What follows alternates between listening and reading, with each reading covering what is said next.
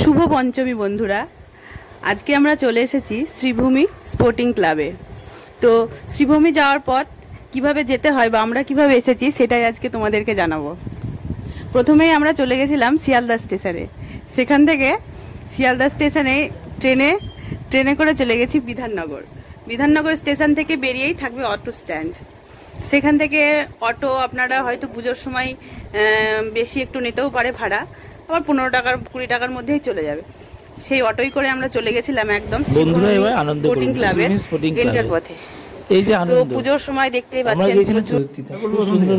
চতুর্থীতে বেশ মজা, ফাঁকায় আমরা পুজো দর্শন করিলাম মা দুর্গার। এই বছর করেছে পুজোর থিম দক্ষিণ ভারতের মন্দির। আপনারা চলে আসুন শ্রীভূমি স্পোর্টিং ক্লাবে, পুজো আনন্দ করুন এবং আমার এই চ্যানেলটিকে অবশ্যই সাবস্ক্রাইব করবেন।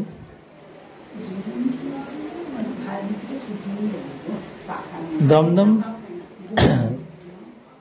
ন্যাশনাল পার্কের কাছে অনেক ঠাকুর আছে। আপনারা শ্রীভূমি স্পোর্টিং ক্লাবে দর্শনের পর সামান্য দূরেই পাবেন রাস্তা, মেন রোড। সেখানে গিয়ে আপনারা বাস ধরবেন, বাসে করে দমদম ন্যাশনাল পার্কও পাবেন। তারপরে তার আশেপাশে অনেক ঠাকুর আছে।